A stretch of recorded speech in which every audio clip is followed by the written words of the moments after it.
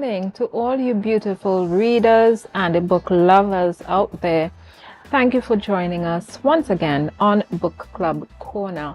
My name is Jewel Green and I'm the host of Book Club Corner, where every Wednesday we chat with local authors, writers, publishing industry stakeholders about their love of the written word, the literary arts, and how it's going in the Caribbean. And today we have with us a phenomenal author. He is a child author and his name is Omari Bernard.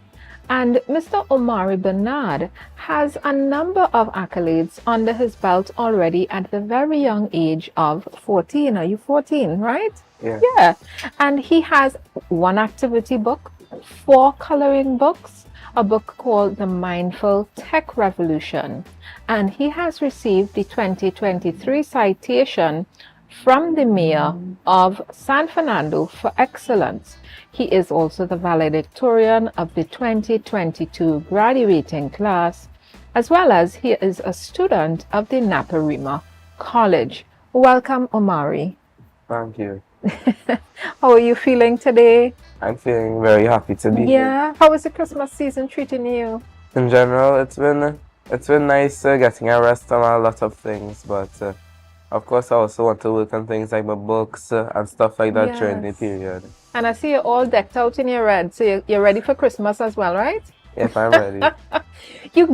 Omari, you give me Jackson 5 vibes. Very focused. This young man, listen, when you stand next to him, very focused, the energy. Where does this come from, Omari? Is this something you find you've always felt like this, very driven and focused? Well, naturally, whenever I start something, I like to go as far as I can with it. Every hobby I have, when I start it, I focus and go as far with it. I think that's just a part of my nature, honestly. So writing began as a hobby for you? Something you just love to do? Well, yeah, since I love to learn about new things, and I thought that writing was a way of expressing the things that I've learned about. So, yeah, writing became a bit of a hobby for me. I love that. I'm so impressed with this young man. All I have to say is this is going to be a very inspirational and aspirational episode. But you know how we do it on Book Club Corner. We stay refreshed and hydrated every time we meet. And of course, Omari's underage. We're not going to give him any of the wine. His mom is here and she's having a glass, right? You're going to be having some water. And I am going to be having some local wine from Luke Lashley. So thank you, Luke Lashley, for this 4F wine. Luke, I keep asking, what is the 4F for? But we won't get into that on TV. Let me tell you, this wine it's 4F, guys. That's all I'm going to say. Get your bottle for Christmas. Look him up on social media. That is LLW, Luke Lashley Wines. And he is sponsoring us some local wines. We support local here on Book Club Corner. Not just authors, but also the wine makers. And I know there are punch, creme makers, sorrel makers coming out for Christmas. Let me tell you, we're getting into the real good things, right?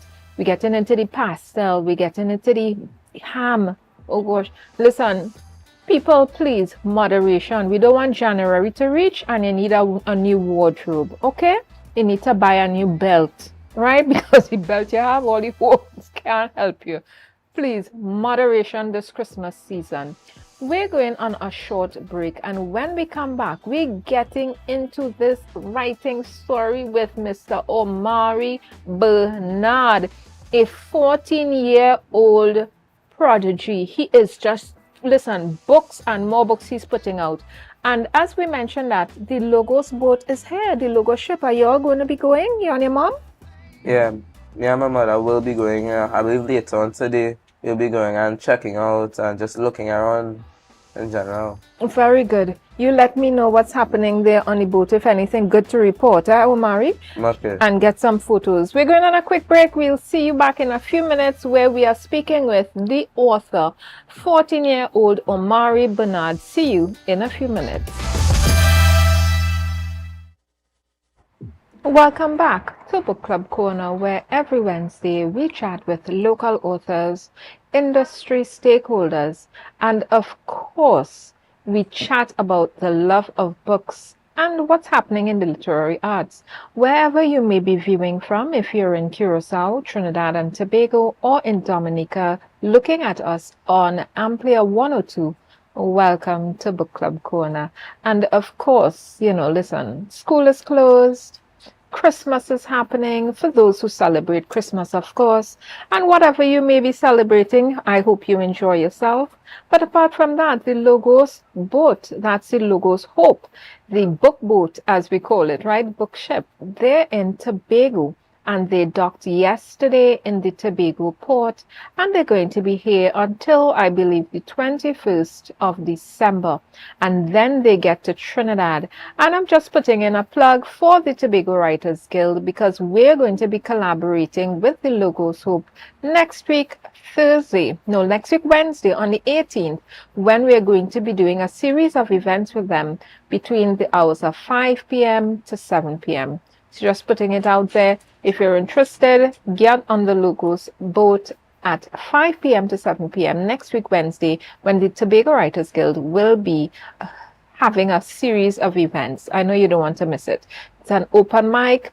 It's going to be a book display as well as a panel discussion about the impact of literature on culture. Some interesting people going to be discussing that topic. But in the meantime, I'm here with Mr. Omari Bernard, 14-year-old product. How many books do you have out there, Omari? Currently, I have about 8 books. Listen to me, viewers. Eyeball me. How many books you have? Get to writing. Get your books out there. Omari has 8 books. What are you doing with your life, right? Get your books together. Omari, you and your mom brought these 2 beautiful calendars for me for 2025. Yeah. And they're magnets on the back, so I'm going home to stick them on my fridge to start planning for the year. Listen, I love that you all have these book products. So it's not just books you have, right? What else do you have beside calendars? And are these for sale? No, usually when someone buys a book, they usually get a calendar alongside it. I love that. Whose idea was this? My mother's idea. All right then, mommy into the marketing, right? You write and mommy markets. Yeah, for the most part. I love that. So tell me about your books. You have 8 books out there. What was your first book? My first book was a reading book, The Mindful Tech Revolution. I wrote it because I was interested in technology. I've been interested in technology for a few years now. So I decided that I'd write a book about it to express how I felt about technology and to share the knowledge of technology to other people. And so I created that first book. And then from there, I decided to make coloring books. And from there, And you an can see how it activity book, goes. right? So you have And 4 an coloring activity books book. and an activity book. Yeah. What is the activity book? Tell us about that book. If I bought that book, what kind of activities in that book? The activity book, similar to the coloring books, it's a lot of it is for like younger children, let's say, not really infants, maybe those that are now entering like preschool or early primary school.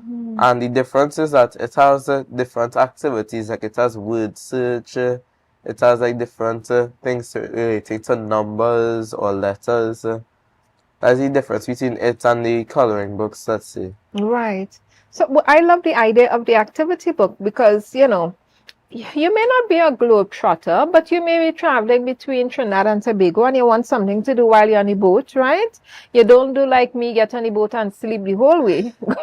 Right? You want something interesting to do. And this activity book is something that you can, sit and carry with you everywhere. Yeah. And if you buy the activity book, do you get any of these awesome calendars? Yep, for the most part, if you buy the book physically, then you will be able to get some of the calendars alongside it. Omari, speak to these authors now. Some of them don't really know about the marketing thing, but it looked like your mommy and you have this on lock. Listen, authors, you see these calendars? 2025, they're ready. We're not even finished December. Omari and his book they're ready, right? Get your calendar, get your book products, keep your book products all printed up and ready and stocked, because what we're looking at is the fact that people love gifts and it's Christmas season, right? You want to give a little free gift, a little free, a little freeness is good. So you want to get some of these calendars and even some bookmarks too, if you could, right? So just authors out there, a little plug for you all, a little help. Get some calendars, get your bookmarks, get some things to accompany your books, maybe some pens, right? Some branded pens, just putting it out there. Omari, your book, The Mindful Tech Revolution. Right, The Mindful Tech Rev. What part of that book did your mother write? My mother didn't write any part of the book in itself. So this is all you. Yep, she helped me with editing after the fact, but she didn't help me write the book itself. I wrote the book. Honestly, she didn't actually know that I was writing a book until I told her I wanted to publish it. So weird. You just decided, you know what, I'm going to write a book. What you tell yourself? I just decided, because it's not the first time that I've tried to write a book. When I was a young child, I used to write about information I knew in small scrapbooks, but I decided not to just write a book digitally, and then I liked how it came out. Even though it was short, I liked how it came out. So I decided I'd ask my mother to publish it. Right. So when you told her that, then she was like, wait, you write a book? What did she say? No, she said yeah, because one thing with her, even if I pull out the most insane idea, she'll support me with it. So it was just a random Sunday that I just told her, you know what, I want to publish this book. And then she was like, okay. And then we start the process on Amazon. I like that. So how did the process on Amazon go? Did you find it easy? On Amazon, honestly, I thought it would have been more difficult. But of course, there's some important steps and there were some difficult steps, but I thought it would have been more difficult. I think it was somewhat easy. That's very good. So you would recommend another author to go that way as well? I would recommend, if you want to publish your book digitally, I would definitely recommend Amazon, because they print the books very well, and also they print the books comparatively cheaply compared to local publishers, for example, and I do believe they print it at a very high quality, and it's able to be shipped out worldwide very easily. Okay, that's very good. I like that you understand the process of publishing for yourself. So it's something you find that you could do yourself now. Like publishing the book? Yeah, like if you wanted to use Amazon KDP to publish, you could do it yourself. Yeah, because it's a pretty simple process. After you make the book, I think I could reasonably publish it within 15 to 30 minutes, depending on if there's any issues with the book itself. Yeah. So, which compared to local publishers, that seems like it would be a lot harder with local publishers. So you might have to wait days for them to respond and things like that. Well, I would put a plug in for local publishers because some people want that personal touch, And with KDP, for some people, it's a little impersonal for some people. So, you really have to know how you want to publish and whether you need that personal hand-holding or whether you can, go and do it yourself. More impersonal, just put it up and they'll do it for you. Yeah? I do understand that point, and that is one thing with local publishers. You could recommend specific things be added to specific books. I remember when we didn't have a book one time, we asked a local publisher to create the book, and Mama said it was probably the highest quality book that she had seen. Really? So with local publishers, I do understand there's special things that can be added, and it all depends on your situation. If you're able to afford it and you want the book to be personal, then yeah, I think local publishers are very nice as well. Yeah, you listen, guys. You heard it from Omari, Mr. Omari Bernard, right? He may be 14 years old, but he's way past his age, and I love that. He has 8 books and giving out merchandise, people. He came bearing gifts, and I love it. We're going on a quick break, and when we come back, we are going to be getting into his books, his publishing journey, and some of these accolades he has, citations from the mayor, Of San right? Fernando. I mean, come on. I feel like, Joel, what have you been doing with your life? What's happening? Citations up the wazoo. Anyway, we're going on a quick break. Please get your snack, get your drinks. If you have black cake already, if you have your pastel, I'm saying pastel again a little loudly for a certain staff member who just told me he has a sweet hand with pastel, right? We're hoping we could get some pastels here on set. Right? But get your pastels, get your black cake, get your drinks out, and come right back. Don't go far.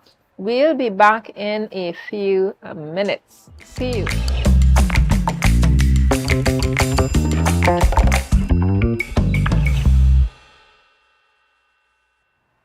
Welcome back, bibliophiles, wherever you may be viewing from, chilling from, snacking from. Welcome back to Book Club Corner.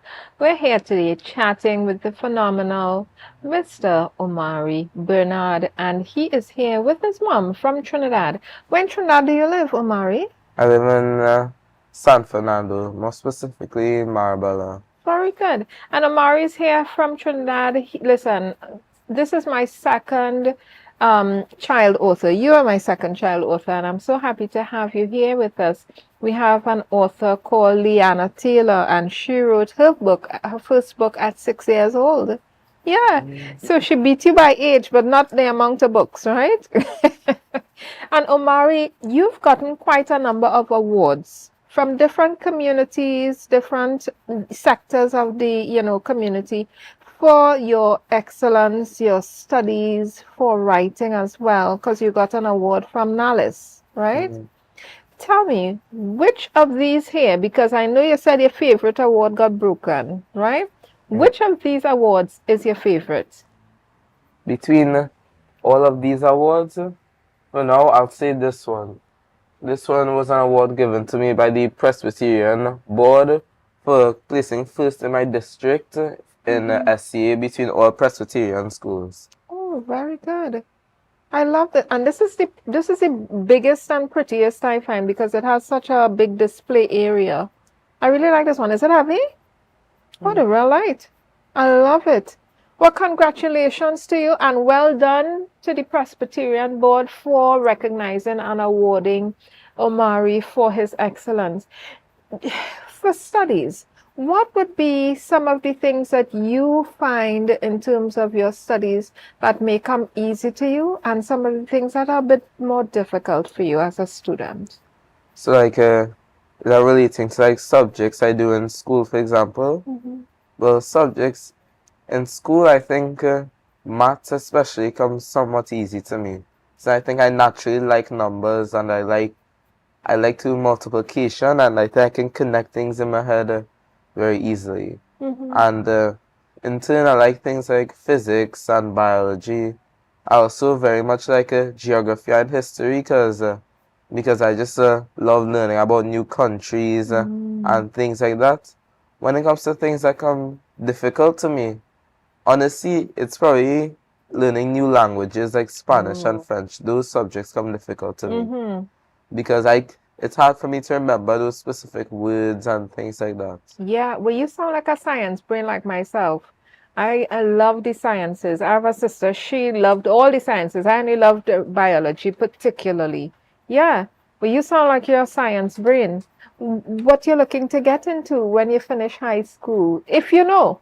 When I finished secondary school, I think I forgot to mention it as one of these subjects I find somewhat easy, but I think I want to go into computers. Of course, I made a few books about technology here, so I think I want to get into IT and computer science. Of course, I want to get into business studies and also math. and of course the sciences. I think those are the main things I want to get into after Well, secondary listen, school. you could probably be the first astronaut to come out of, I'm telling you, the first astronaut to come out of Tobago. Because listen, with that love of numbers, because you really need to be able to calculate things very quickly if you're going into outer space. I'm just putting it out there, Omari, just in case you're thinking about it. Think about it. You could be the first astronaut out of Trinidad and Tobago. Yeah? Maybe. Maybe, right? When it comes to the computing technology, what would you say, apart from computers, what would you say in terms of your age group? What are y'all into these days? Tell me all your secrets. What are you into?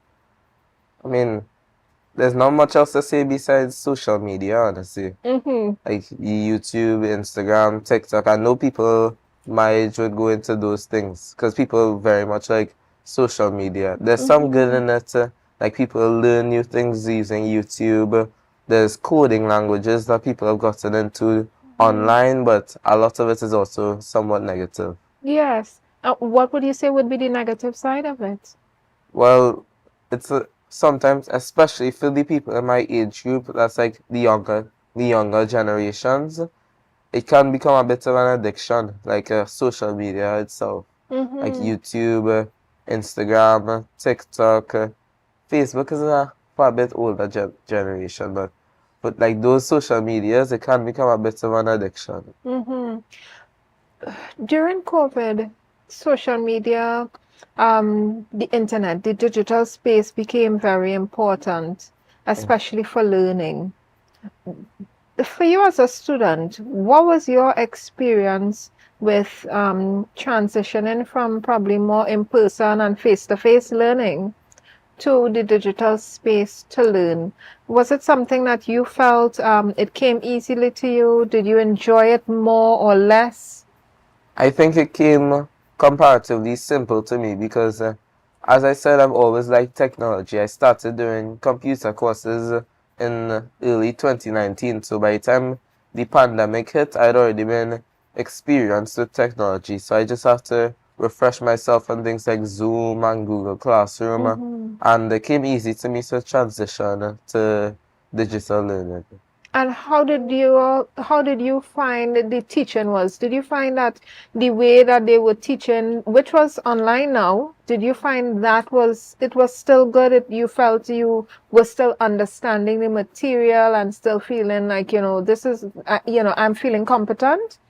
Well, the thing is, in my case, I can't really relate to everyone because I had some amazing teachers in primary school. So I can, no matter what, online, physically, they still did a great job at teaching. So it was easy for Yes. me to understand. That's very good. I like that because a lot of students didn't find an easy time of it to transition, while some did, and we have a high dropout rate right now for a lot of students who went through COVID having to go online and learn. But I'm happy to hear, so happy to hear that not only did you find it easy and your teachers really rose to the occasion. Yeah.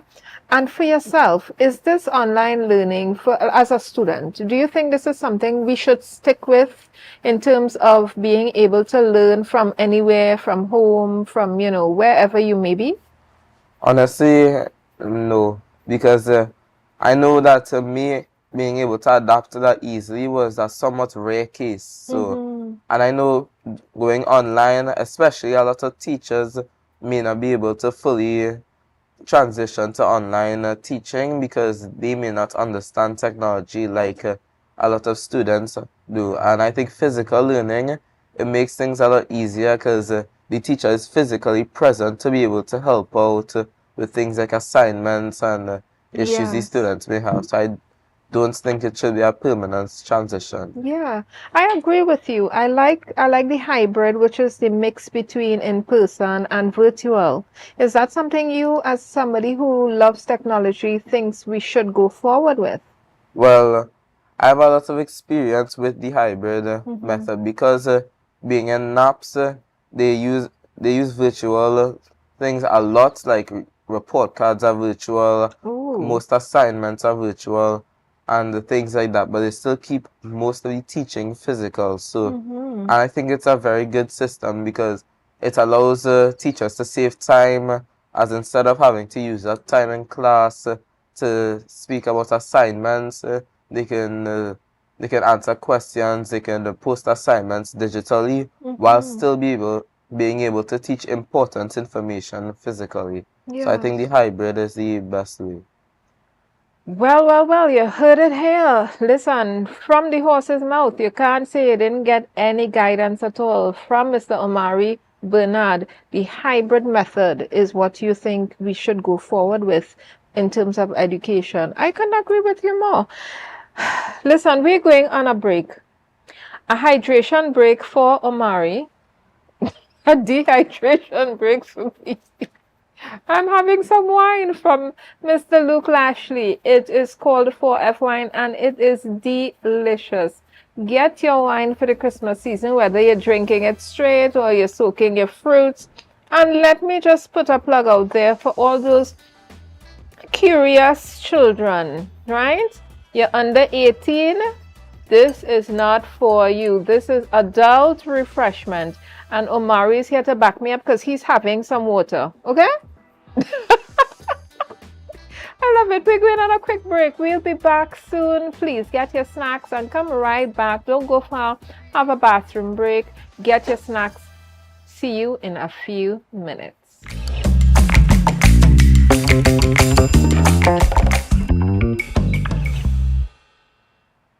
Welcome back, readers, bibliophiles, literary lovers, to Book Club Corner. Today we're chatting with Mr. Omari Bernard, the 14-year-old book prodigy. He has 8 books. I mean, come on. You know, I feel like we should have shack shack and maracas and confetti and stuff, right? Because they didn't give you a class party. That's what you're telling me? No class party when school closed. No.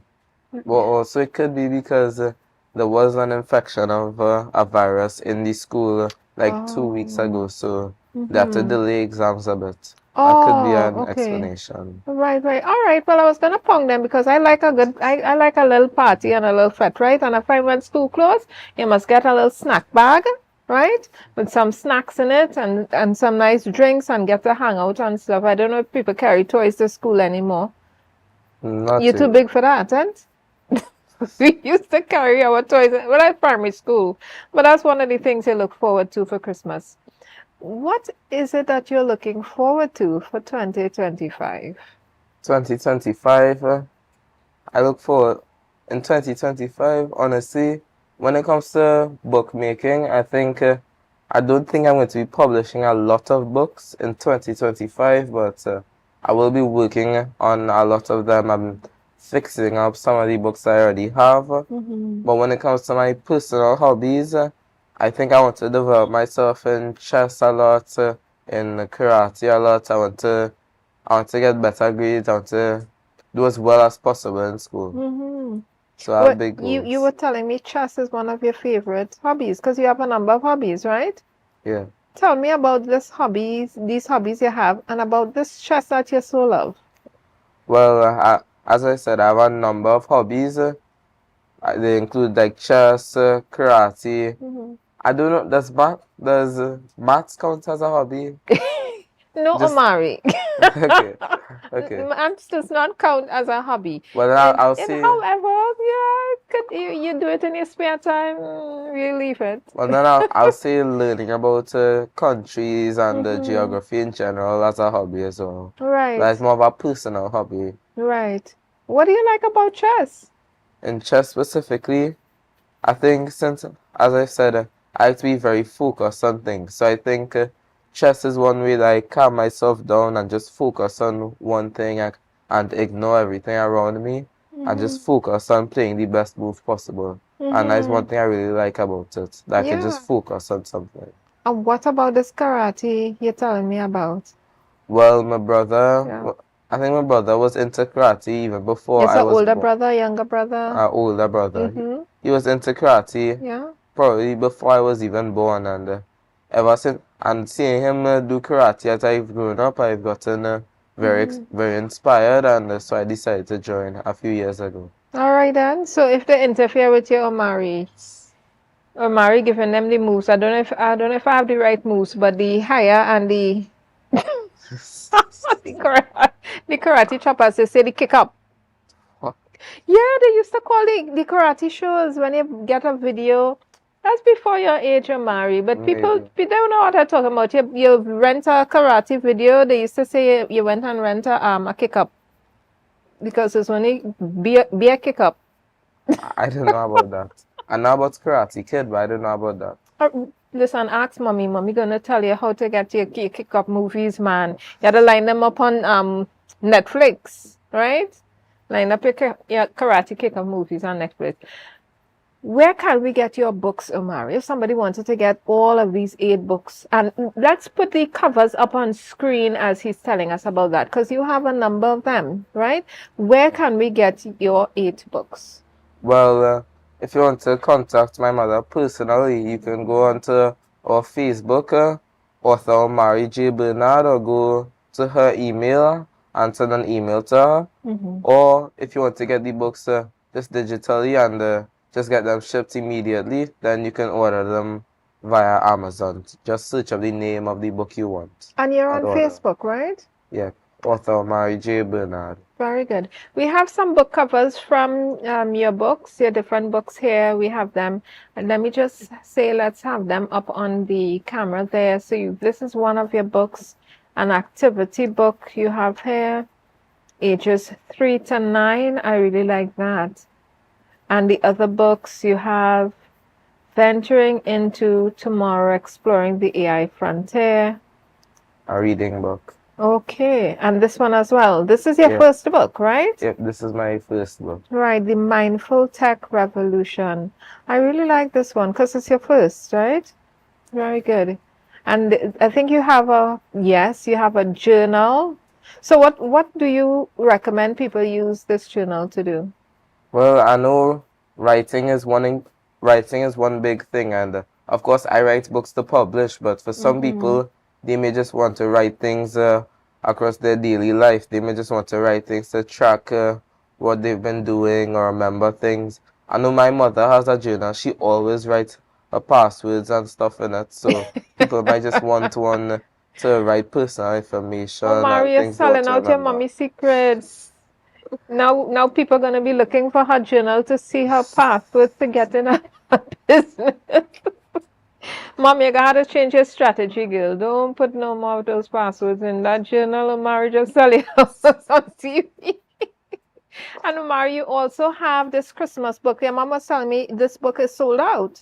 Yeah, well, all the physical copies are sold out. You can still buy it on Amazon, but all physical copies are sold out until we get some new copies around January. Okay, very good. So listen, between writing all these books, writing more books, selling your books, going to school, excelling at your schoolwork, playing chess, different.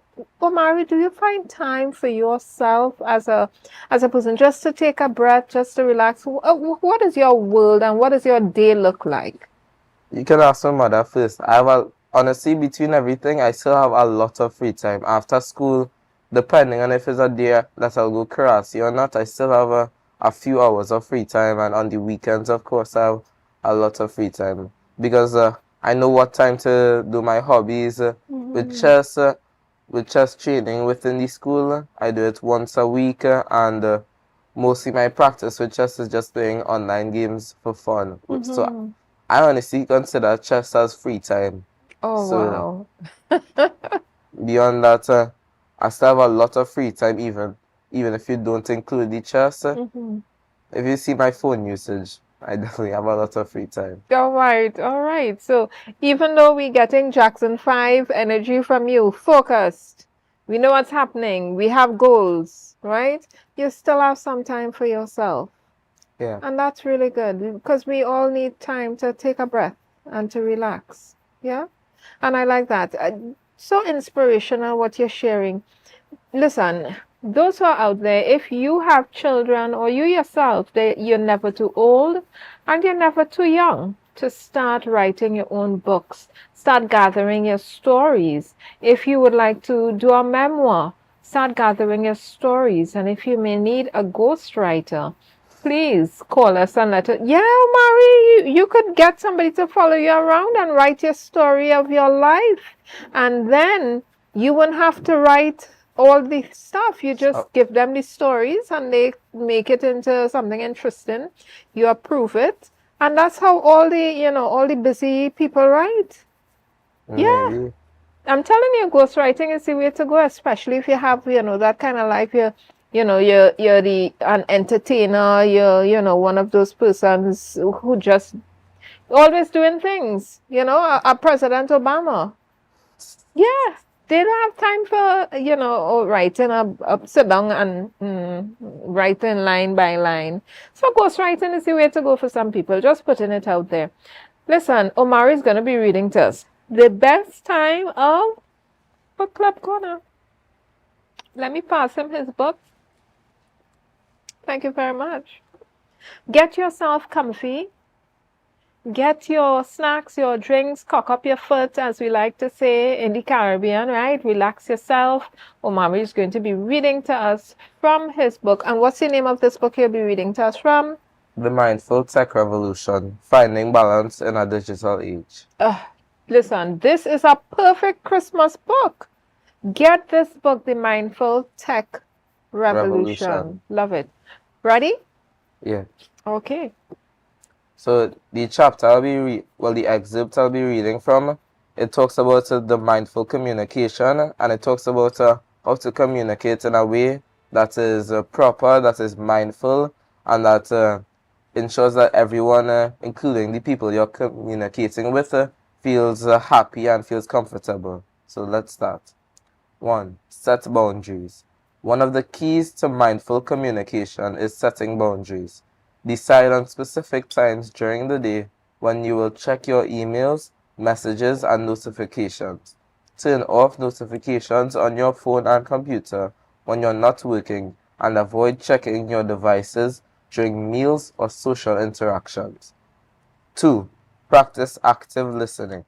When communicating with others, practice active listening. Pay attention to what the other person is saying without interrupting them or getting distracted. This will help you better understand the other person's perspective and avoid misunderstandings. 3. Be intentional with your words. Before hitting send on an email or message, take a moment to think about the words you're using. Are they clear and concise? Are they kind and respectful? Being intentional with your words can help prevent miscommunication and foster positive relationships. 4. Use technology mindfully. Mindful communication also involves using technology mindfully. Avoid using your phone or computer during face-to-face interactions, and be mindful of your tone and language when communicating online. Remember that there's a real person on the other end of the screen. By practicing mindful communication, we can build stronger relationships with others and reduce the negative impact of technology on our mental health and well-being.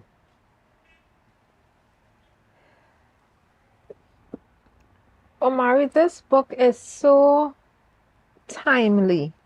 It's so apropos, as we say, for the time.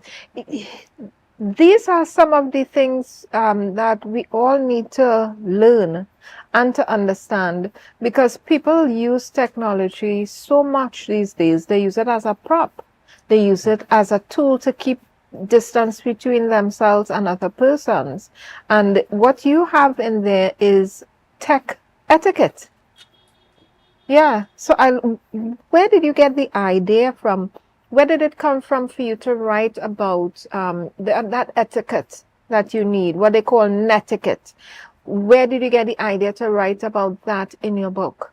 Well, with the topic of netiquette specifically, that's one thing that, of course, I always thought it was common sense to be kind and respectful along the internet, but the idea of netiquette itself, I mostly learned that in Naparima College because in IT we learned a lot of different things, and etiquette was one of the one of the first things that we learned in it. And so I did use some inspiration from what I learned in Naparima College for that. He is, Omari, you're such a sweet soul. Mom, I'm stealing him for the Christmas. You could get him back for January. I'm keeping him. Respectful. I'm sure you hear this a lot. It's your personality. I get that from you. Is that something that you feel you have to work at, or this is just how you are?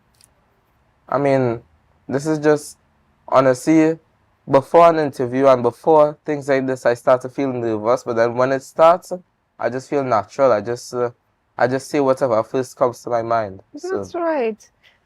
Listen, you are a credit to all the boys and girls around your ears, all the young people, right, around your age group. And I want to thank you for putting in the work to being such a rounded and good human being. And I want to thank all the persons out there who would have contributed to your upbringing, your mom, your brother, your family unit, and your network. I want to just put out there that support is necessary. Good support is necessary, and it's lovely to have parents who are going to help you along that journey. So just putting it out there, parents, help your children if they come to you with an idea, a business idea, a book writing idea, to publish a book, to go out there and to make a business. Help them in every and any way you can. How do you get paid? When somebody buys a book from you, does your money go into your mom's account, or are you getting paid directly?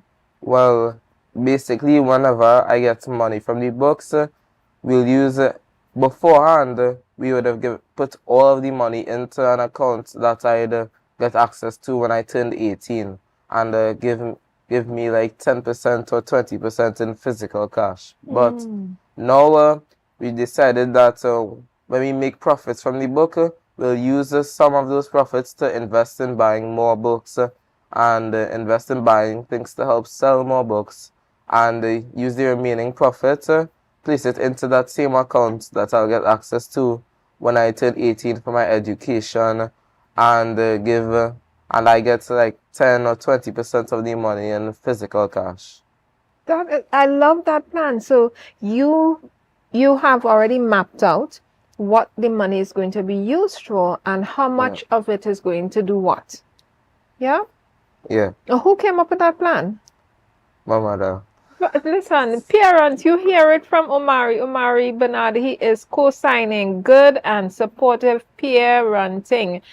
Tell me, is the account in your name? I'm only asking because I want parents out there to understand that your children, when they have business ideas and when they have ideas to go forward in life, right? You're not to stop them, you are to help them, support them, and make sure they have all the representation and support as minors that they need, because they can't open bank accounts by themselves, right? So your mom, what did she do? Did she open an account for you? Like, you have your own account, it's in your name. People can pay you for their books? Well, yeah, the account is in my name, but usually when people pay physically, usually my mother would get the money and then put it into my account. Or if people pay via Amazon, like let's say a month or two after, would deliver a check and then we'd transfer that check, clear it, and then put it into the bank account. And I actually, whilst I can't actually take out money from the account, I actually have access to see the account. Yeah, so you could see what's happening with the money that you've put in the account. You can see how it's growing. Yeah. I am letting you parents out there know, you are not to say when your children make their money and you're helping them, well, this is for all the hard work I've done. This is for all my hard work. Let me pay myself and I will pay my child back later. Don't do it, please. Please, people, don't go and dip into. You'll discourage them from doing anything. Don't go and dip into their money. But I always say, as it goes, giving, requires some sort of remuneration sometimes. What have you bought with your money for yourself, one, and for your mom for all the help she's giving you? Well, with my money, usually I'd get tea money like let's say a few months apart. So I'd have like stacks of 1 or 200, and sometimes for like Christmas gifts and birthday gifts, I'd use the money to contribute towards those. And besides that, often I'll just like for a week, let's say, I'll instead of my mother having to spend on snacks for a week for me, I'll spend the money on like snacks for a week, or spend the money on school instead of my mother having to spend that money to give me money to go to school. I'll spend money myself. That is very thoughtful. Listen, tell me what you've bought for yourself that you think probably is a splurge gift, right? What have you spent your money on that you will say, this is something I spent money on and I really wanted it? Well, the thing is, there aren't many things that I've bought myself, but I've contributed to a lot of things. One of them being like a PlayStation 4. I contributed to it, my mother contributed to it, my brother contributed. That is one of the things I contributed money towards. So I guess that could be closest thing to a splurge gift. Yeah, and this is for you to, enjoy yourself and Yep, to play. for me and my I brother love to enjoy. it. I love it. Listen, we're hearing from Omari some wise words beyond his age, we would say, but that does not mean at 14 you can't be wise. We're just saying, I'm just saying, Mom, I'm still in Omari. Come back for him in January when school opens back. I'll be here in Tobago with Omari. He doesn't like the beach, so we're not going to the beach, but he loves a good AC, right?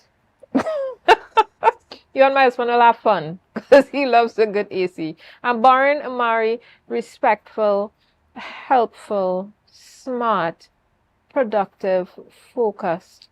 These are the things that we love to hear about our young people. And I'm so happy that you joined me here today on Book Club Corner. Not just to talk about your books, but your wide interests and activities as a 14-year-old in Tobago. Before we close, I have one question for you, Omari.